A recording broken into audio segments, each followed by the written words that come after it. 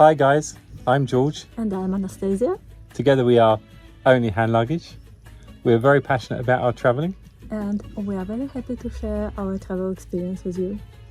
This week we are in Morocco. Our adventure starts in Essaouira. We spend 2 days in Essaouira before taking a bus to Marrakesh. After exploring Marrakesh, we take a 3-day bus tour to Fez via the Sahara Desert. This tour takes us to Ait Benhaddou, Tangier and the Todra Gorge before reaching the Sahara Desert for an overnight camp. On the last day of our tour, taking a long bus ride to Fez. We finish our adventure with a day trip from Fez to Chefchaouen. We hope that our video will give you some ideas for your own adventures, and we share some of the things that we learned along the way.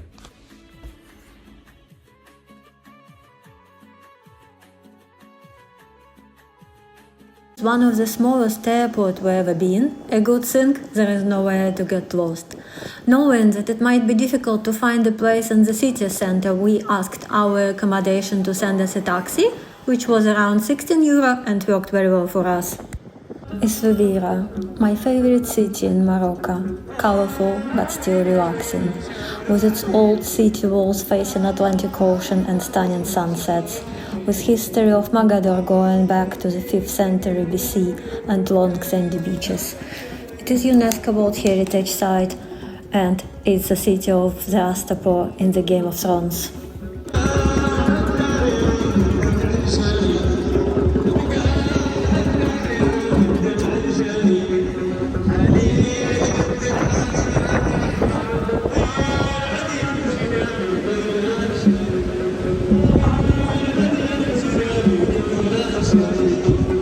We choose to stay in Riads. A riad is a traditional Moroccan house with an inner courtyard, typically found in the old part of the town known as a Medina. The word riad comes from the Arabic word for garden. This is our riad in Essaouira. Comparing to Marrakesh or Fez, where the chance to get lost is quite high, it's pretty easy to find your way in the Medina of Essaouira. We would advise to have a working mobile phone with you. Google Maps app and its GPS alternative Maps.me worked pretty well for us. We found a tiny restaurant in a back street where we had a starter of sardines and 2 tagines for under €10.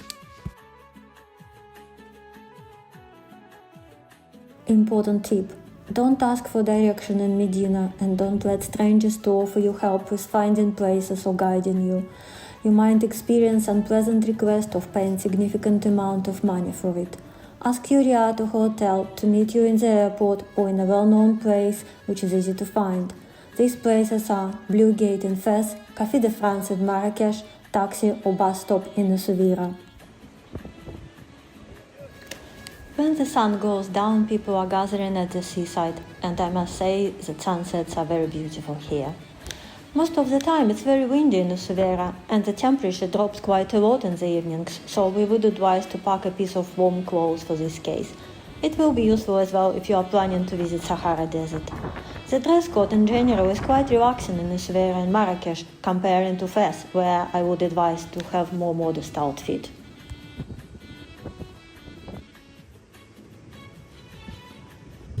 As we are on a west coast, many people gather to watch the sun go down. There are several restaurants and bars within the Medina where you can watch the sunset over a glass of wine or a meal.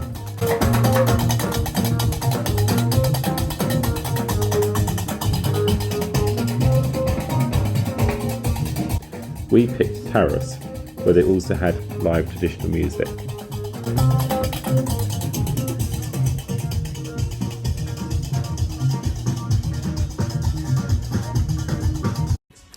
In Morocco, you must visit a hammam. After a little homework, we picked this one for a very authentic experience, and we were very pleased with the friendly service we received. After a very thorough scrub and oil massage, we left feeling cleaner than ever. The easiest way to travel from Essaouira to Marrakesh is by separate bus. Journey takes 3 hours with a stop halfway and costs 100 dirham, which is around €10. It's better to buy tickets in advance, as there is a risk that tickets will be sold out on a day. We bought ours 1 day in advance at the bus stop office. It's pretty easy to find it when you know how it looks. Marrakesh, vibrant and colorful, the city which never sleeps. It's the first largest city of Morocco, but definitely the most interesting to visit. It is the best place for shopping, where you can find products from all regions. There are so many restaurants here, and nightlife lovers won't be disappointed too. The Medina in Marrakesh is centred around a very large square, Jamar El Fna. By day it is filled with market stalls and street artists, including many musicians. If you are not keen on snakes, be careful where you tread. Many snake charmers with pythons. By night it is filled with food stalls and restaurants. In the evening it is very lively. We visited the Bahia Palace. As you can see, the buildings are stunning. We picked our time very carefully to avoid crowds. The palace is one of Morocco's top tourist attractions, and it can be very busy during peak periods. We went shortly before closing time, around 4:30 p.m.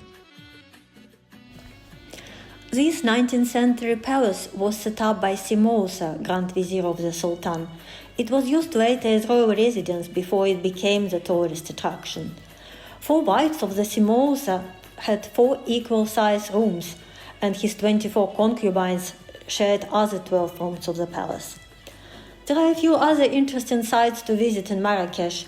We enjoyed our visit of historic Islamic school Madrasa Ben Yosef and well-known Yves Saint Laurent garden Jardin Majorelle. In the evening, there are a lot of food stands in the square and very many traders jostling for your custom. We took our time to choose one, but in reality they're all very similar, and many stands are even owned by the same people. The prices you are shown to tempt you to sit down are just that, to tempt you to sit down. In reality, everything placed on a table has a price, and the end bill will be a little more than you were expecting, but still very reasonable for what is a very enjoyable meal.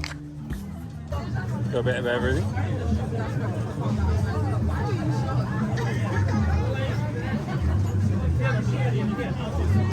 If you plan to shop, expect to negotiate. It is culture in Morocco, and the final price is usually a third to a half of the first price.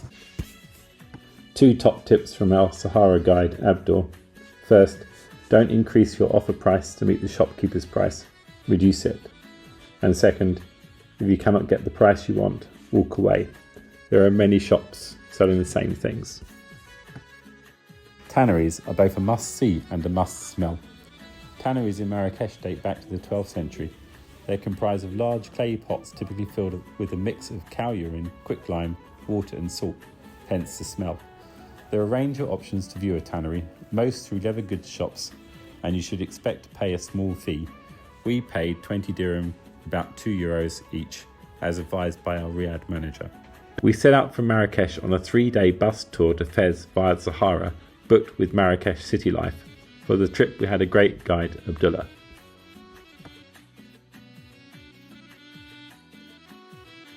Ait Benhaddou is a World Heritage Site and has been protected since 1987. There has been a fortified czar on this site since the 11th century, although none of the current buildings date back to before the 17th century. The site was of strategic importance as it was located on the Trans-Saharan trade route. The structures themselves are made largely from compacted earth, so require constant maintenance to prevent them from being washed away. In modern times, the site has become a favourite movie location and used in a number of blockbuster films, including The Jewel of the Nile, The Mummy, Lawrence of Arabia, Prince of Persia, Gladiator, Gladiator 2, and many more.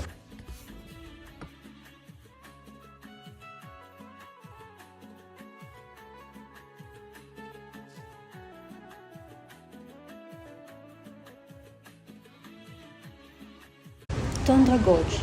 It's a series of limestone river canyons in the eastern part of Atlas Mountains, famous with its stunning views. Our tour took us for a walk along the river through the vegetable gardens and orchards where local villages are working. The people of this region, Berbers, live very simple lives, and their main income comes from the sale of dates, solids, fruit, spices and herbs, as well as the traditional clothing and Berberian carpets.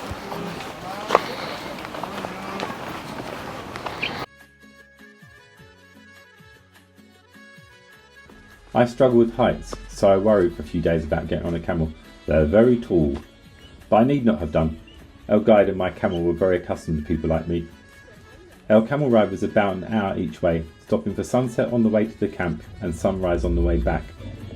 There were over 100 camels, setting out in small groups or trains, heading to at least 3 different campsites. Anybody that did not want to get on a camel could travel to the camp on a jeep or a 4x4 buggy.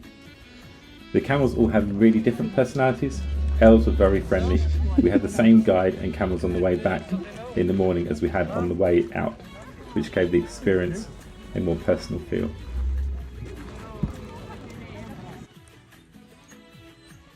Our tent had more in common with a luxury hotel room than with a conventional tent, taking glamping to a whole other level.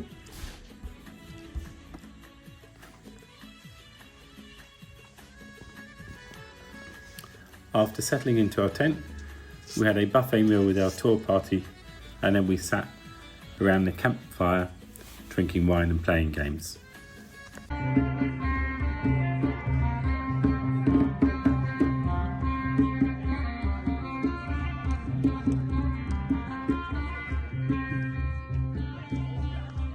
On our bus tour to Sahara, we met many interesting people from different countries and cultures who shared their travel experiences with us, and we had so much fun together.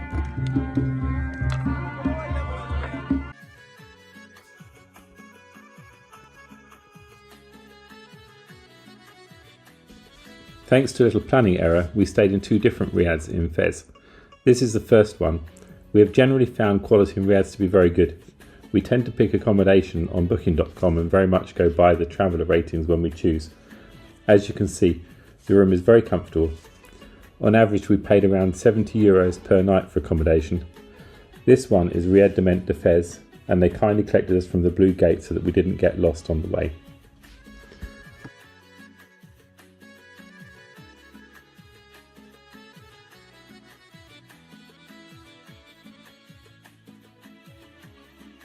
All Riads had essentially the same breakfast: some breads, some pastries, some jam, some eggs, some cheese, plus coffee and some fruit juice. Okay, this is our new place, Riad Leila. Royal suite. Window. And I can see myself in mirror in somebody else's room. Pretty stunning. Stairs to our bedroom. Hello, George. George is waiting to start his biscuits, which we just bought in the market. Everywhere we went, we discussed options for where to go and what to see with the Riad staff. We found everybody very helpful. In Fez, the recommendation was to visit the China sector. We decided to take a taxi from the Medina, which costs 20 dirhams, about €2 each way. There are a range of day trip operators offering these trips, but we preferred to have more flexibility. We went to see the same place the tour operators would take people. What we found was a very orchestrated workshop, very much aimed at the tourist opportunity, and very overpriced shops. Keen to see the real story, we ventured away from the tourist crowds down side streets nearby, where we found factories with a far less glamorous truth. We purchased 2 large plates and a fruit bowl for roughly a third of the price, and we had a far more authentic experience. After our trip to the factory, we had tagine for dinner. Oh my goodness me. That looks amazing. Chefchaouen, the blue city at the foot of the Rif Mountains. The city dates back over 800 years, originally as a small kibash or fortress. The blue colour dates back only to the 1930s, brought in by migrating Jews, most likely for religious reasons, connecting the city with God, the sky and heaven. Today the city is repainted every year, but largely to bring in tourists. The region is largely mountainous, so it is a good place to shop for woolen products. If you meander around the shops, you will find carpet weavers hand-making quality rugs on looms for sale at very reasonable prices. You will also find a number of other products: hand-carved wood, handmade clothes, handmade leather goods, many made in the shops. We took a walk around with a guide for an hour, had some fresh bread straight from the baker, and continued on our own for a couple of hours.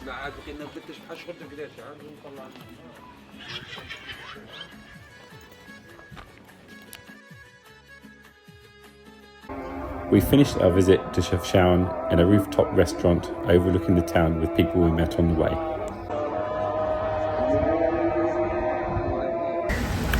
If you enjoyed our whistle-stop tour of Morocco, please subscribe to our channel, see link below.